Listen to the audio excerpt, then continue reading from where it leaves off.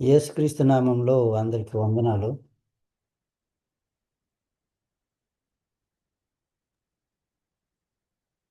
କୃଷ୍ଣ ନାମରେ ସମସ୍ତଙ୍କୁ ନମସ୍କାର। ఎలాగున్నారండి?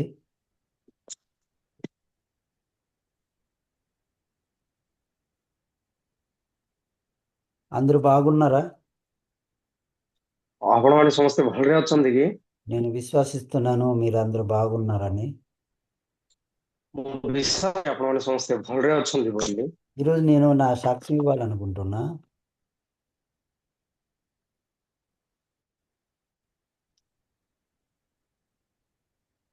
ଆଜି ମୁଁ ମୋର ନିଜର ସାକ୍ଷ୍ୟକୁ ଦେବା ପାଇଁ ଚାହୁଁଛି। నిజంగా దేవుడు ఏ విధంగా రక్షణ ఇచ్చాడు ఆ విషయం చెప్పడానికి హృదయం పొంది ఉన్నా. ସତରେ ପରମେଶ୍ୱର କିପରି ମୋତେ ପ୍ରକୃତିରେ ପରିତ୍ରାଣ ଦେଇଛନ୍ତି ସେ ବିଷୟକୁ ମୁଁ ପାଇଛି, ସେଥିପାଇଁ ଦେବା ପାଇଁ ଚାହୁଁଛି। ఆ, నిజంగా పాపం ఏంటి నాకు తెలియదండి. ପ୍ରକୃତିରେ ପାପ ବିଷୟ କଣ ସତରେ ମୁଁ ଜାଣିନି, కానీ పాపం నుండి విడుదల పొందడానికి చాలా ప్రయత్నించాను. କିନ୍ତୁ ଏଇ ପାପଠୁ ଜିତିବା ପାଇଁ କି ମୁକ୍ତ ହେବା ପାଇଁ ବହୁତ ଚେଷ୍ଟା କଲି। ఏ విధంగా అయితే ఒక ఇల్లు ఉంది,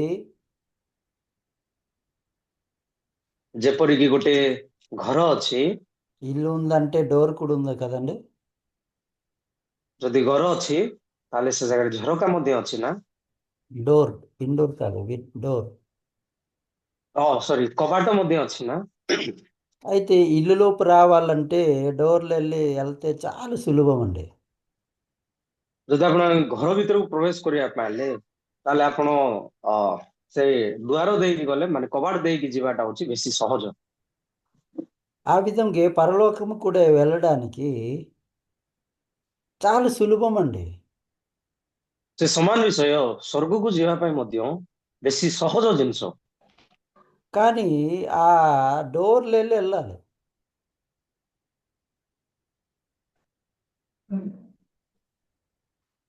ପାଶ କଣ କହିଲା ଆଉ ଥରେ? కానీ ఆ డోర్లు వెళ్ళాలి, పరలోకంలో ఉన్న ఆ డోర్లు వెళ్ళాలి.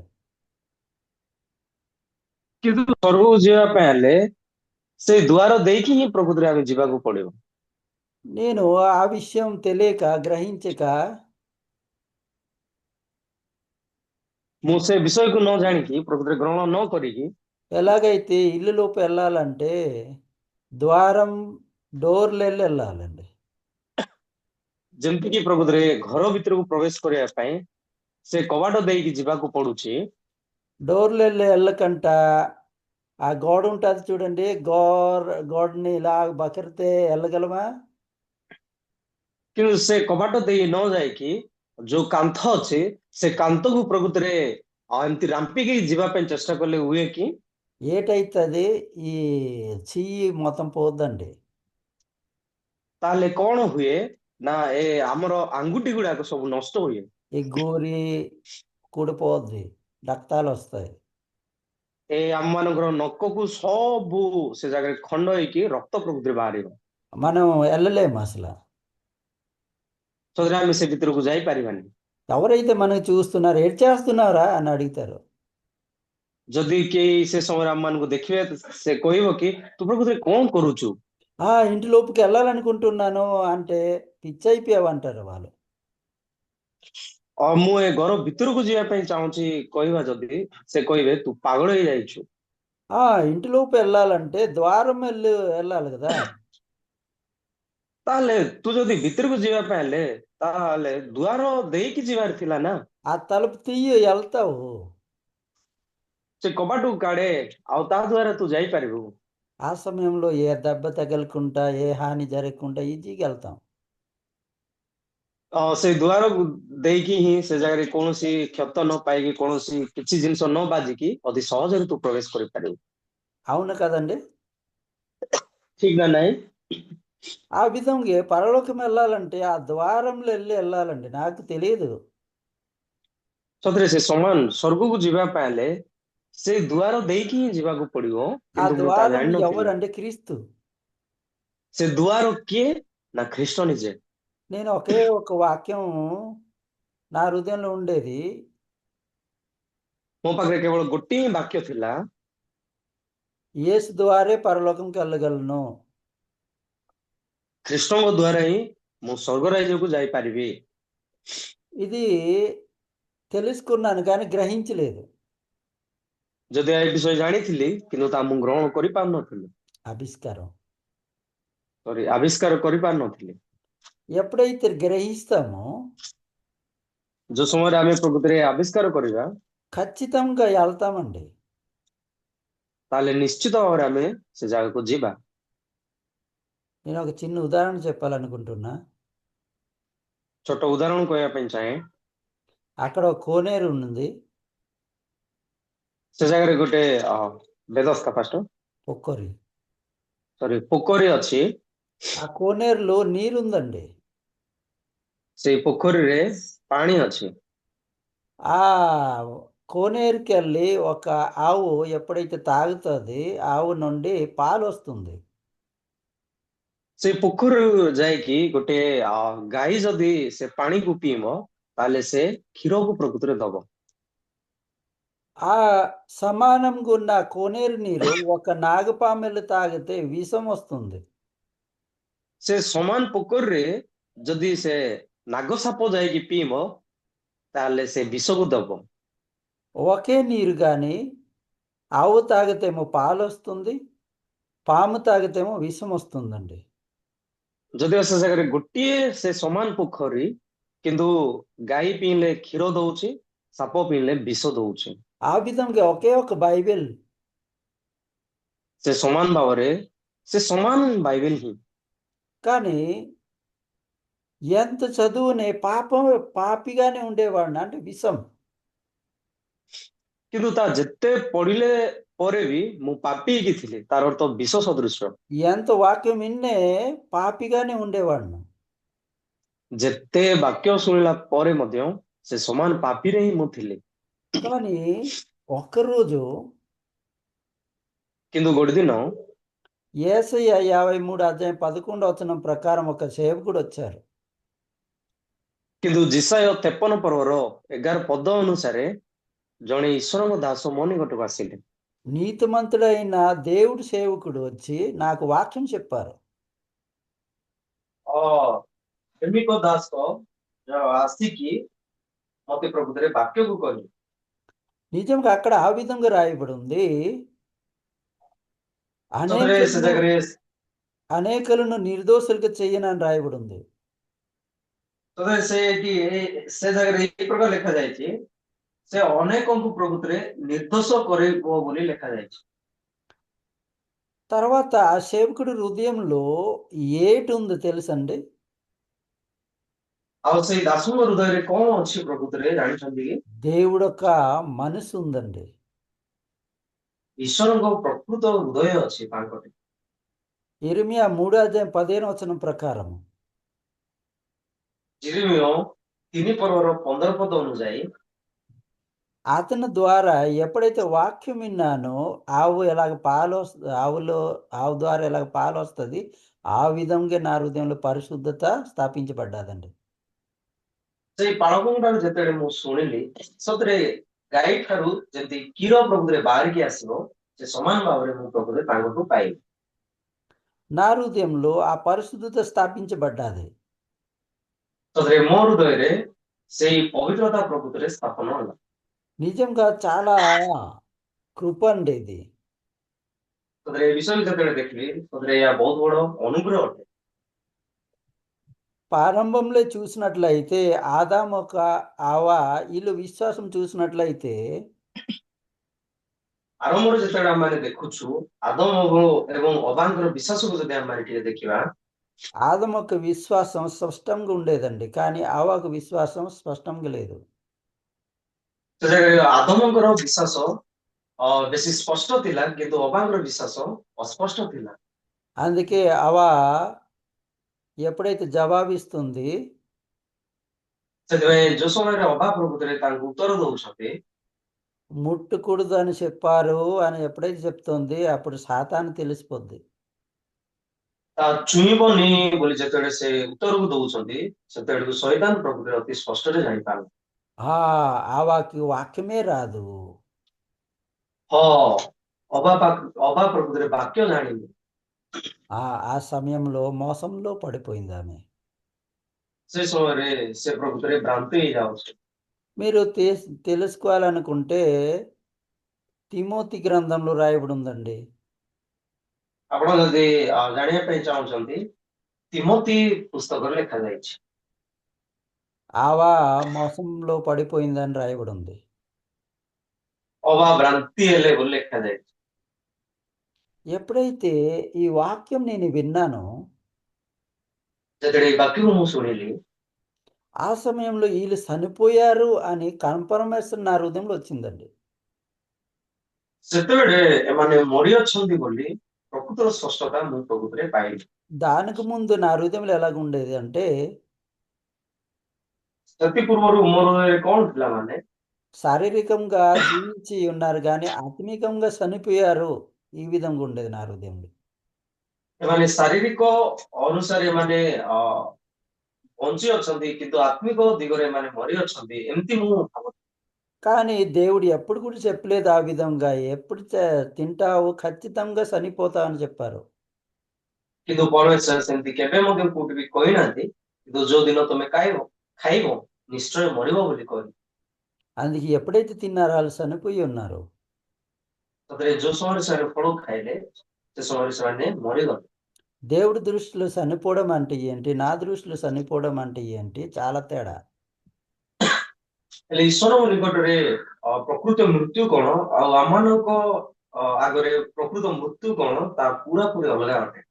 నిజంగా మీరు దేవుడి కృప, దేవుడు ఒక క్షమాపణ పొందాలనుకుంటే ଯଦି ଆପଣମାନେ ପ୍ରକୃତ ଈଶ୍ୱରଙ୍କ ଅନୁଗ୍ରହ କି ପାପ କ୍ଷମା ପାଇବା ପାଇଁ ହେଲେ మీరు ఏం చేయాలో తెలుసండి? ଆପଣ କଣ କରିବା ଆବଶ୍ୟକ? ఈ విషయం గ్రహించక తెలియక నేను ప్రయత్నించాను. ଏ ବିଷୟକୁ ନ ଜାଣିକି ମୁଁ ସେ ଜାଗାରେ ବହୁତ ଚେଷ୍ଟା କରୁଥିଲି పాపం చేయకుండా ఉండడానికి, ପାପ ନ କରିକି ବଞ୍ଚିବା ପାଇଁ, లోభం చేయకుండా ఉండడానికి, ଲୋଭ ନ କରିକି ପ୍ରକୃତିରେ ରହିବା ପାଇଁ। నిజంగా చాలా విషయాలు చేయకూడదని ఒక భ్రమతో జీవించేవాడిని. ତାପରେ ଅନେକ ଗୁଡେ ବିଷୟ ଅଛି ନ କରିକି ପ୍ରକୃତିରେ ବଞ୍ଚିବା ପାଇଁ ବଞ୍ଚି కానీ ରହିବାର ଅଛି ବୋଲି ମୁଁ ଗୋଟେ కానీ నా ଭ୍ରମରେ ଥିଲି। హృదయంలో ఉన్న ఆ శక్తి ఎలాంటిది నేను గ్రహించలేదు. କିନ୍ତୁ ମୋ ହୃଦୟରେ ଥିବା ଯୋଉ ଶକ୍ତି ଏଇଟା କେମିତିଟା ତା ମୁଁ ପ୍ରକୃତିରେ ଗ୍ରହଣ କରିପାରୁନଥିଲି। ఉదాహరణకి ଉଦାହରଣ ସ୍ୱରୂପ అబద్ధం అనేది చాలా చిన్నగా అనిపించింది నాకు. ମିଛ କହିବା ମୋ ପାଇଁ ଅତି ଛୋଟ ବିଷୟ ମତେ ଲାଗୁଥିଲା। ఈ అబద్ధం నేను ఆ ఆడతానంటేనే ఆడుతున్నాను, లేకపోతే లేదు. ఇలాంటి అబద్ధం ఒక విశ్వాసంతోటి జీవించేవాడిని. ମୁଁ ଏ ମିଛକୁ ମୁଁ କହୁଛି ବୋଲି କହୁଛି ଯଦି ମୁଁ ଏହାକୁ ଅଟକେଇବି ନ କହିବା ପାଇଁ ତାହେଲେ ମୁଁ ଅଟକେଇ ପାରିବି ଏଇ ପ୍ରକାର ମୁଁ ଭାବୁଥିଲି। కానీ ఎప్పుడైతే బైబిల్ ప్రకారం చూసానో କିନ୍ତୁ ଯେତେବେଳେ ମୁଁ ବାକ୍ୟ ଅନୁସାରେ ପ୍ରକୃତିରେ ଦେଖିଲି ఈ అబద్ధం ఒక తండ్రి ఎవరు అంటే సాతాను. ଏଇ ମିଛର କି ମିଥ୍ୟାର ପିତା କିଏ? ସେ ହଉଛନ୍ତି ଶୈତାନ। అంటే ఈ అబద్ధం నాకంటే చాలా బలమైనది. ତାର ଅର୍ଥ ଏ ଯୋଉ ମିଛ ମୋ ଅପେକ୍ଷା ବଳବାନ ଅଟେ। అందుకే అబద్ధం చెప్పకూడదు, చెప్పకూడదు, చెప్పకూడదు అని అబద్ధమే చెప్పేవాడిని. ସେଟା ମିଛ କହିବାକୁ ନାହିଁ କହିକି କେବଳ ମିଛ କହିକି ହିଁ ମୁଁ ବଞ୍ଚୁଥିଲି। ఆ! ఇది ఈ విధంగా జీవించకూడదు, ఈ విధంగా జీవించకూడదు అని ఆ విధంగా జీవించేవాడిని. ଏଇ ପ୍ରକାର ପ୍ରକୃତିରେ ବଞ୍ଚିବା ଉଚିତ ନାହିଁ କହିକି ସେଇ ପ୍ରକାର ହିଁ ବଞ୍ଚି ଆସିଥିଲି। ఎంత పాపం చేయకూడదంటే అంతే పాపం చేసేవాడిని. ଯେତିକି ପରିମାଣ ମୁଁ ପାପ କରିବା ଆବଶ୍ୟକ ନାହିଁ ବୋଲି ଭାବୁଥିଲି ତାଠାରୁ ଅଧିକ ପ୍ରକୃତିରେ କରି ଆସିଥିଲି। కానీ ఎప్పుడైతే నిజమైన సేవకుడి ద్వారా విన్నానో କିନ୍ତୁ ଯୋଉ ସମୟରେ ମୁଁ ପ୍ରକୃତ ଦାସଙ୍କ ଦ୍ଵାରା ମୁଁ ଶୁଣିଲି అతను నాకు అడిగారు, ସେ ମତେ ପଚାରିଲେ "ఈ అబద్ధం ఎంత పెద్దది తెలుసా? ଏଇ ଯୋଉ ମିଛ କେତେ ବଡ ଜାଣିଛନ୍ତି କି? ఈ అబద్ధం ఎంత శక్తిమైనది తెలుసా?" ଏ ଯୋଉ ମିଛ ଅଛି ତା କେତେ ଶକ୍ତିଯୁକ୍ତ ତମେ ଜାଣିଛ କି? అతను చెప్పారు, నీలో ఉన్న బలం కాకుండా అబద్ధంలో ఉన్న బలం ఎక్కువ. ତୁମ ପାଖରେ ଯୋଉ ବଳ ଅଛି ତା ଠାରୁ ମିଛ ପାଖରେ ଥିବା ବଳ ସବୁଠାରୁ ଅଧିକ କହିଲେ। నువ్వు అనుకుంటున్నావేమో అబద్ధం నేను కంట్రోల్ చేస్తున్నాను కానీ అబద్ధం నీకు కంట్రోల్ చేస్తుంది, ఆ విషయం నీకు తెలియదు అన్నాడు. ତମେ ଭାବିପାର ମିଛ ମୁଁ କଣ୍ଟ୍ରୋଲ କରୁଛି ବୋଲି, କିନ୍ତୁ ତମେ ଜାଣିନ ମିଛ ତୁମକୁ କଣ୍ଟ୍ରୋଲ କରୁଛି। చిన్నప్పటి నుండి అబద్ధమే నాకు కంట్రోల్ చేసి వచ్చింది. ଛୋଟ ବେଳରୁ ଏ ମିଥ୍ୟା ହିଁ ମତେ ପ୍ରକୃତରେ ନିୟନ୍ତ୍ରଣ କରିକି ଆଣୁଛି। కానీ నేనేంటి అనుకున్నానంటే నేను అబద్ధం కంట్రోల్ చేస్తున్నాను అని. କିନ୍ତୁ ମୁଁ କଣ ଭାବୁଥିଲି ମୁଁ ଏ ମିଥ୍ୟାକୁ ମୁଁ ନିୟନ୍ତ୍ରଣ କରୁଛି ବୋଲି। కేవలం ఈ విషయమే కాదు, చాలా విషయాలు కూడా అలాగే. କେବଳ ଏଇ ଗୋଟିଏ ବିଷୟ ନୁହେଁ, କିନ୍ତୁ ବହୁତ ଗୁଡାଏ ବିଷୟ ସେ ସମାନ ଅଟେ। ఈ విధంగానే పాపం నుండి క్షమాపణ పొందడానికి, విముక్తి పొందడానికి కూడా అప్లై చేశాను. ଏଇ ପ୍ରକାର ହିଁ ପାପଠୁ ମୁକ୍ତ ହେବା ପାଇଁ ମଧ୍ୟ ବହୁତ ପ୍ରକୃତିରେ ମୁଁ ସେ ଜାଗାରେ ଆପ୍ଲାଏ କରୁଥିଲି। ఎప్పుడైతే జాబ్ చేశానో ଯୋଉ ସମୟରେ ମୁଁ ପ୍ରକୃତିରେ ଜବ୍ କରୁଥିଲି, మొదటి నెలది మొత్తం సాలరీ ఇచ్చేసానండి చర్చికి. ପ୍ରଥମ ମାସର ଯୋଉ ଦରମା ମୁଁ ପାଇଲି ସବୁ ଟଙ୍କା ମୁଁ ଚର୍ଚ୍ଚକୁ ଦାନ କରୁଥିଲି। తర్వాత రెండో నెల, మూడు నెలది నేను దశమ భాగం కూడా ఇచ్చాను. తర్వాత మూడు నెలది పూర్తిగా ఇచ్చాను మళ్ళీ. ତାପରେ ଦ୍ୱିତୀୟ ମାସର ଦଶମ ଭାଗ ଦେଲି, କିନ୍ତୁ ତୃତୀୟ ମାସର ପୁନର୍ବାର ମୁଁ ସବୁ ଟଙ୍କାକୁ ଆଉ ଥରେ ଦେଇଥିଲି। అంటే ప్రతి 3 నెలలకి ఒక జీతము నేను ఇచ్చేవాడిని. ତାର ତ ପ୍ରତ୍ୟେକ 3 ମାସର ଯୋଉ ଦରମା ଟଙ୍କା ମୁଁ ସବୁ ଦେଇ ଦଉଥିଲି। ఎందుకు తెలుసా? କାରଣ କଣ ଜାଣିଛନ୍ତି କି? నేను ఎక్కువ పాపం చేశాను, క్షమాపణ పొందాలి కదా. ଯେହେତୁ ମୁଁ ଅଧିକ ପରିମାଣରେ ପାପ କରିଥିଲି ତାର କ୍ଷମା ନିମନ୍ତେ, పరిశుద్ధ అవడానికి ఈ విధంగా ప్రయత్నించాను. ପବିତ୍ର ହବା ପାଇଁ ଏ ପ୍ରକାର ମୁଁ ଚେଷ୍ଟା କରୁଥିଲି। చర్చికి వెళ్తే ప్రార్థన చేసేవాడిని. ଚର୍ଚ୍ଚକୁ ଯାଇକି ସେ ଜାଗାରେ ମୁଁ ପ୍ରାର୍ଥନା କରୁଥିବାର, అందరు కలిసి చేసేటప్పుడు నా స్వరం ఎక్కువ వినిపించేది ప్రార్థన చేసేటప్పుడు. ସମସ୍ତେ ମିଶିକି ପ୍ରାର୍ଥନା କଲା ବେଳେ ସବୁଠାରୁ ମୋର ସ୍ୱର ଅଧିକ ପ୍ରକୃତରେ ଶୁଭା ଯାଉଥିଲା। నేను చూశాను అక్కడ ఉన్న పెద్దోళ్ళు ప్రార్థన ఆగినంత వరకు నేను ప్రార్థన చేసుకునే ఉన్నాను. ମୁଁ ସେ ଜାଗାରେ ଦେଖିପାରୁଥିଲି କି ଯେ ମୋ ଠାରୁ ବଡ ଲୋକମାନେ ସେମାନେ ଶେଷ ନ କଲା ପର୍ଯ୍ୟନ୍ତ ମୁଁ କରିକି ଆଜ୍ଞା ଥିଲି। చివరిలో నా ప్రార్థనే ముగింపు అయింది. ଶେଷରେ ମୋର ପ୍ରାର୍ଥନା ହିଁ ପ୍ରକୃତରେ ଶେଷ ହଉଥିଲା। నేను అనుకునేవాడిని నేను చాలా భక్తి పరుడు. ମୁଁ ନିଜକୁ ଭାବୁଥିଲି ସତରେ ମୁଁ ବେଶୀ ଭକ୍ତ ଲୋକ। ఈ ఈ విషయం వేరే సంఘంకి వెళ్ళేటప్పుడు ఇలాగ చూపించుకున్నా. ଏ ବିଷୟ ଅନ୍ୟ ଚର୍ଚ୍ଚ ଗଲା ବେଳେ ଏଇ ପ୍ରକାର ମୁଁ ଦେଖଉଥିଲି। ఎప్పుడైతే ఊరి సంఘంలో కూర్చున్నానో అది చూపించలేదు. କିନ୍ତୁ ଯୋଉ ସମୟରେ ନିଜ ଗାଁରେ ପ୍ରକୃତିରେ ବସୁଥିଲି ସେ ବିଷୟକୁ ମୁଁ ଦେଖେଇ ପାରିଲିନି। ఆ ఊర్లో చాలా మంది ఉన్నారు, వాళ్ళు పెద్దోళ్ళు, వాళ్ళు చివరి దాకా అలాగ ప్రార్థన చేసుకుని ఉంటున్నారు. ଗାଁ ଲୋକମାନେ ଅଛନ୍ତି, ବଡ ଲୋକମାନେ, ସେମାନେ ଶେଷ ପର୍ଯ୍ୟନ୍ତ ସେ ସମାନ ହିଁ ପ୍ରାର୍ଥନା କରିକି ଅଛନ୍ତି। అందుకే నేను వాళ్ళు ముగించే ముందు నేను ముగించాను. କିନ୍ତୁ ସେମାନେ ଶେଷ ନ କରିବା ପୂର୍ବରୁ ମୋର ପ୍ରାର୍ଥନାକୁ ମୁଁ ଶେଷ କରୁଥିଲି। ఇది తగ్గించి జీవితం అనుకున్నా. ଏହା ହିଁ ନ ତ ହବାର ଜୀବନ ବୋଲି ଭାବୁଥିଲି। ఈ విధంగా జీవిస్తే ఖచ్చితంగా దేవుడు నాకు రక్షణ ఇస్తాడు. ଯଦି ଏ ପ୍ରକାର ମୁଁ ବଞ୍ଚିବି ତାହେଲେ ନିଶ୍ଚିତ ଭାବରେ ପରମେଶ୍ୱର ମତେ ଉଦ୍ଧାର କରିବେ ବୋଲି ଭାବୁଥିଲି। దేవుడికి పరిశుద్ధత పొంది నేను పరలోకంకి వెళ్తాను. ଈଶ୍ୱରଙ୍କର ଧାର୍ମିକତାକୁ ପାଇକି ସତରେ ମୁଁ ସ୍ୱର୍ଗକୁ ଯିବି, ఇలాంటి ప్రయత్నాలు చేసేవాడిని. ଏଇ ପ୍ରକାର ଚେଷ୍ଟା ମୁଁ ପ୍ରକୃତିରେ କରୁଥିଲି। చర్చికి వెళ్ళే టైంలో టైం మీద వెళ్ళేవాడిని, నేను టైంకి ముందు చేరేవాడిని. ଯୋଉ ସମୟରେ ମୁଁ ପ୍ରକୃତିରେ ସେ ଜାଗାରେ ଚର୍ଚ୍ଚକୁ ଯାଉଥିଲି ତ ଠିକ ସମୟ ଟାଇମ ପୂର୍ବରୁ ମୁଁ ଯାଉଥିଲି ଆଗରେ। టైం దాటితే నేను చాలా పడేవాడిని. ଯଦି ସେ ସମୟରେ ଟାଇମ ଅତିବାହିତ ହେଇଥିଲା ତାହେଲେ ମୁଁ ସେ ଜାଗାରେ ବହୁତ ଦୁଃଖ କରୁଥିଲି। దేవుడు నాకు ఆశీర్వాదం ఇవ్వడు, నేను పరిశుద్ధ అవ్వలేను. ପରମେଶ୍ୱର ମତେ ଆଶୀର୍ବାଦ ଦେବେନି, ତାହେଲେ ମୁଁ ପ୍ରକୃତିରେ ପବିତ୍ର ହେଇପାରିବିନି। అయ్యో తప్పు చేశాను, ఇది దిద్దుకోవడానికి నేను ఇంకా చాలా రాత్రి వరకు ప్రార్థన చేసేవాడిని. ବହୁତ ଗୁଡାଏ ପାପ କରୁଛି ତାକୁ ମୁଁ ତାକୁ ସୁଝେଇବା ପାଇଁ ସତରେ ମୁଁ ରାତି ପର୍ଯ୍ୟନ୍ତ ପ୍ରାର୍ଥନା କରୁଥିଲି। రాత్రి 11 నుండి 3 గంటల వరకు ప్రార్థన చేసేవాడిని, పాపం ఒప్పుకునేవాడిని. ରାତି 11ଟାରୁ ନେଇକି 3ଟା ପର୍ଯ୍ୟନ୍ତ ମୁଁ ମୋର ପାପର ସ୍ୱୀକାର କରିକି ମୁଁ ପ୍ରାର୍ଥନା କରୁଥିଲି। ఎందుకు 11 గంటలకు తెలుసండి? କାରଣ କଣ ପ୍ରକୃତିରେ 11ଟା ସମୟରେ అప్పుడు అందరూ పడుకుంటారు, నిద్రపోతారు. ଯେ- ଯେହେତୁ ସେତେବେଳକୁ ସମସ୍ତେ ପ୍ରାୟ ଶୁଅନ୍ତି। 3 గంటల తర్వాత అందరూ లేస్తారు కదా, అందుకే నేను 3 గంటలు మోగించాను. 3ଟା ପରେ ପ୍ରାୟ ସମସ୍ତେ ଉଠନ୍ତି ନା, ସେଥିପାଇଁ ମୁଁ 3ଟା ଆସିଲା ବେଳକୁ ମୁଁ ମୋ ପ୍ରାର୍ଥନାକୁ ଶେଷ କରୁଥିଲି। కొన్నిసార్లు నేను అసలు పరుపు పరిచేవాడిని కాదు, అలాగా మోకరించుకొని నిద్రపోయేవాడిని. ବେଳେବେଳେ କେତେଟା ବେଳେବେଳେ ମୁଁ ପ୍ରକୃତିରେ ସେ ଜାଗାରେ କୌଣସି ମୁଁ ସାଜ ତଳେ ପକେଇନି, ସେମିତି ଆକା ପ୍ରାର୍ଥନା କରିକି ଶୋଇବାର। అనుకునేవాడిని, ఆ దేవుడు ఖచ్చితంగా నాకు ఆశీర్వాదం ఇస్తారు. ମୁଁ ଭାବୁଥିଲି ଆଉ ନିଶ୍ଚିତ ଭାବରେ ପରମେଶ୍ୱର ମତେ ଆଶୀର୍ବାଦ କରିବେ, కానీ ఆ సేవకుడు నాకు అడిగారు, କିନ୍ତୁ ସେ ଦାସ ମତେ ପ୍ରକୃତରେ ପଚାରିଲେ, నువ్వు యేసు నమ్ముతున్నావా అన్నారు. ଆପଣ କଣ ଯୀଶୁଙ୍କୁ ବିଶ୍ୱାସ କରୁଛନ୍ତି କି? నేను విశ్వసిస్తున్నాను, మా ఊరు వాళ్ళకి చెప్పు అన్నాను నేను. ହଁ ମୁଁ ବିଶ୍ୱାସ କରୁଛି, ଯଦି ଦରକାର ମୋ ଗାଁ ଲୋକମାନଙ୍କୁ ତମେ ପଚାର। కానీ ఆ సేవకుడు అన్నారు, నువ్వు అబద్ధం ఆడుతున్నావు. କିନ୍ତୁ ସେ ଦାସ ମତେ କହିଲେ ତୁ ମିଛ କହୁଛୁ। అయితే నాకు ప్రశ్నలు అడిగారండి. ସେ ସମୟରେ ଅନେକ ଗୁଡାଏ ପ୍ରଶ୍ନ ସେ ମତେ ପଚାରିଲେ, నేను జవాబు ఏదైతే చెప్పానో సరి అయినలాగా అనిపించేది.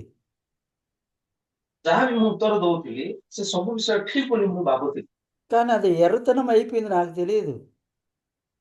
କିନ୍ତୁ ତା ଗୋଟେ ଏରେ ତାର ମନେ ପଡୁଛି, మూర్ఖ. ମୂର୍ଖାମି ହେଇଗଲା, ମୁଁ ତା ଜାଣିନଥିଲି। అందరూ నవ్వున్నారండి నా జవాబు విని. ସମସ୍ତେ ପ୍ରକୃତରେ ହସିଲେ ମୋର ଉତ୍ତରକୁ ଦେଖିକି। నేను ఎందుకు నవ్వుతున్నారా, నేను కరెక్ట్ చెప్తున్నాను కదా అనుకునేవాడిని. ଆପଣମାନେ କାହିଁକି ପ୍ରକୃତରେ ହସୁଛନ୍ତି, ମୁଁ ତ ଠିକ କହିଥିଲି ନା। అయితే నా జవాబులో వాక్యం విన్న తర్వాత తెలిసిందండి అబద్ధం ఉండేదని.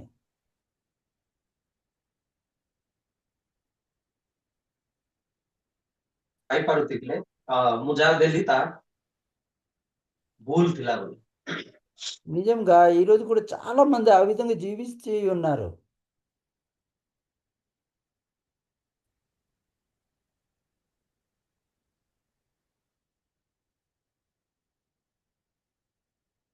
ବଞ୍ଚୁଛନ୍ତି। नेटवर्क ତମର ଠିକ ନାହିଁ ନା ମୋର ଠିକ ନାହିଁ?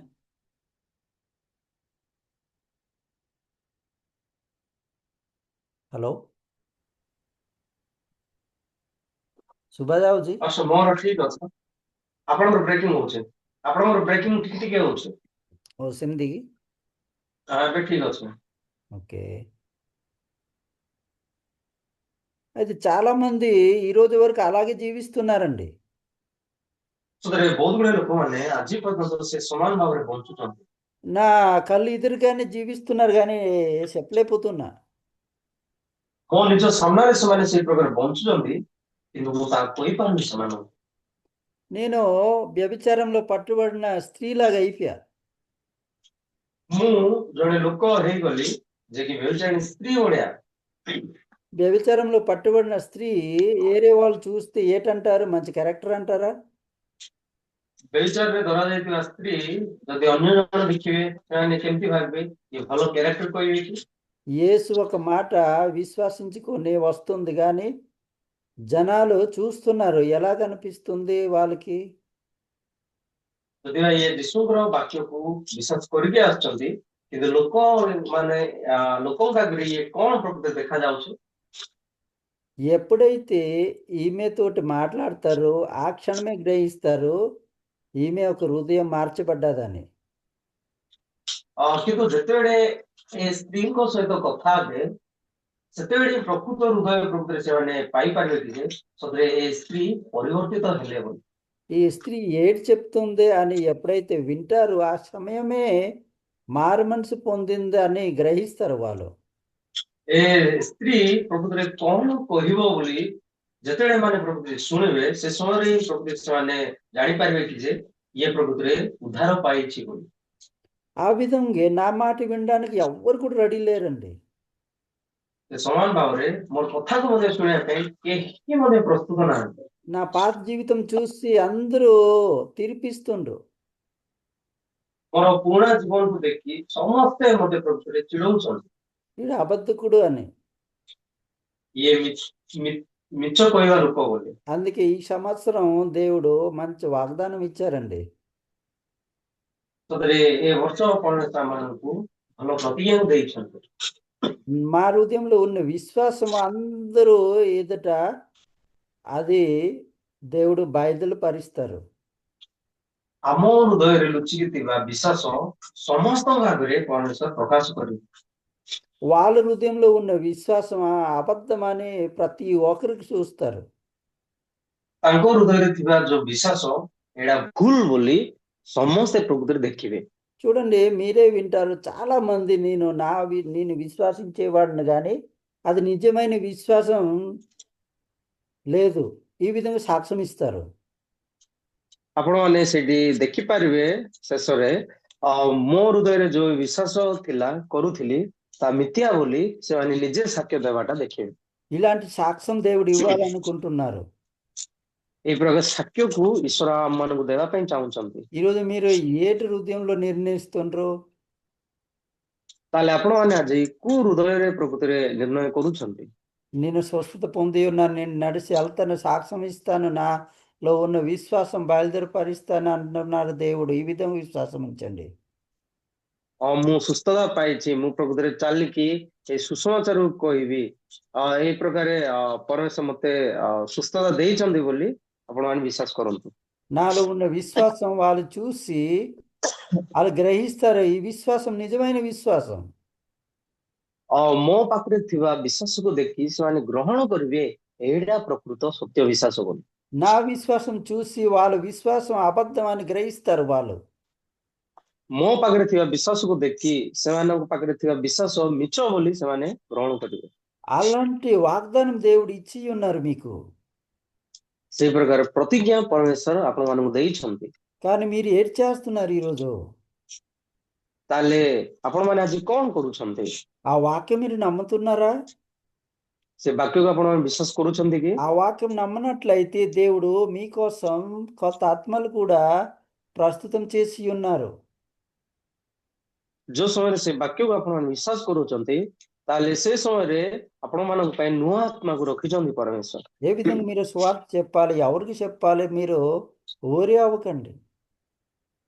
କୋଉ ପ୍ରକାର ପ୍ରକୃତି ସୁସମାଚାର କହିବା ଦରକାର ଆଉ କାହାକୁ କହିବା ଦରକାର ଏ ବିଷୟରେ ବ୍ୟସ୍ତ ହୁଅନି।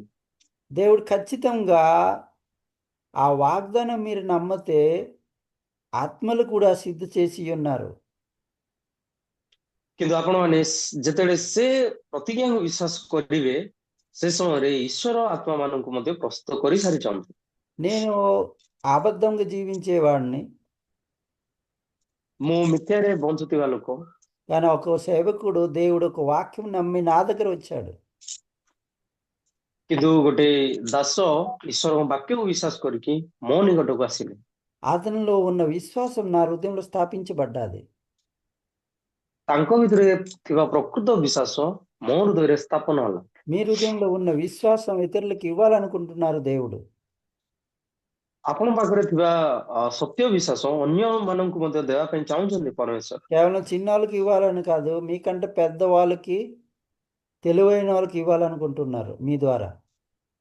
କେବଳ ଛୋଟ ଲୋକ ନୁହଁ କିନ୍ତୁ ଆପଣଙ୍କ ଠାରୁ ମହାନ ଲୋକ ଆଉ ଜ୍ଞାନୀ ଲୋକମାନଙ୍କୁ ତମ ଦ୍ୱାରା ଦେବା ପାଇଁ ଚାହୁଁଛନ୍ତି ପରମେଶ୍ୱର। మీ దృష్టిలో వాళ్ళు జ్ఞానపరంగా ఉన్నారు, కానీ వాక్యం రూపంలో చూస్తే వాళ్ళు మూర్ఖులు. ତମ ଦୃଷ୍ଟିରେ ଯଦିଓ ସେମାନେ ଜ୍ଞାନୀ ପରି ଦେଖାଯାଆନ୍ତି କିନ୍ତୁ ବାକ୍ୟ ଦୃଷ୍ଟିରେ ସେମାନେ ପ୍ରକୃତ ମୂର୍ଖ ଅଟନ୍ତି। ఎందుకైతే వాళ్ళు వాక్యం నమ్మట్లేదు కానీ వాళ్ళ మీదే నమ్ముతున్నారు. ଯେହେତୁ ସେମାନେ ବାକ୍ୟ ଉପରେ ବିଶ୍ୱାସ କରିନାହାନ୍ତି କିନ୍ତୁ ନିଜ ଉପରେ ବିଶ୍ୱାସକୁ ରଖିଛନ୍ତି। నిన్న కూడా విన్నాము, మా హృదయంలో ఏటి ఉందండి? କାଲି ମଧ୍ୟ ଆମେମାନେ ଶୁଣିଲୁ ଆମମାନଙ୍କ ହୃଦୟରେ କଣ ଅଛି ପ୍ରକୃତରେ? వెర్రితనం ఉంది. ମୂର୍ଖତା ଅଛି, అవునా కదా? ହଁ ନା ନାଇଁ? ఎవరైతే నేను జ్ఞానపరుని, బుద్ధిమంతుడిని అంటున్నారు, నేను ఎర్రోడిని అంటారా?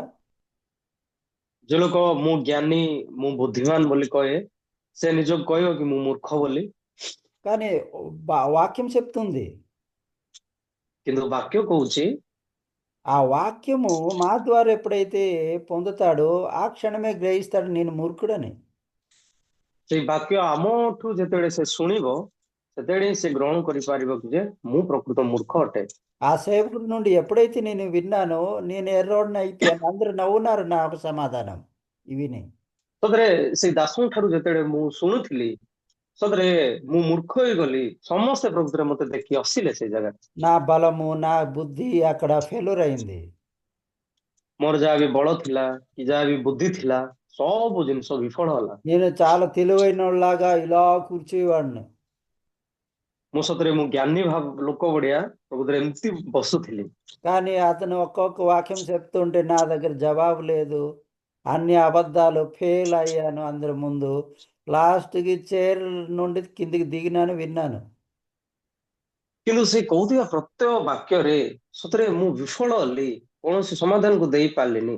ସେ ସମୟରୁ ମୁଁ ଚେୟାରରୁ ତଳେ ପ୍ରକୃତରେ ଓହ୍ଲେଇକି ବସିଲି। అప్పుడు నేను విన్నానండి. ସେଇ ସମୟରେ ମୁଁ ପ୍ରକୃତରେ ଶୁଣିଲି। ఆ సమయంలో నేను ఒక విషయం గ్రహించాను. నాలోనూ ఉన్న విశ్వాసము బైబిల్ బయట. ସେ ସମୟରେ ମୁଁ କେବଳ ଗୋଟେ ବିଷୟ ଗ୍ରହଣ କରିପାରୁଥିଲି, ମୋ ହୃଦୟରେ ଯାହା ବି ବିଶ୍ୱାସ ଅଛି ତା ବାଇବେଲ ବାହାରେ। నా విశ్వాసం బైబిల్ బయట ఉన్నట్లయితే ఖచ్చితంగా నరకం వెళ్తానండి.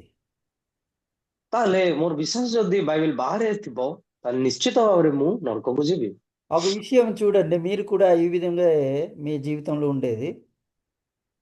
ନିଜକୁ ଆପଣମାନେ ମଧ୍ୟ ଦେଖନ୍ତୁ, ନିଜ ଜୀବନରେ ଏଇ ପ୍ରକାର ମଧ୍ୟ ଥାଇପାରେ।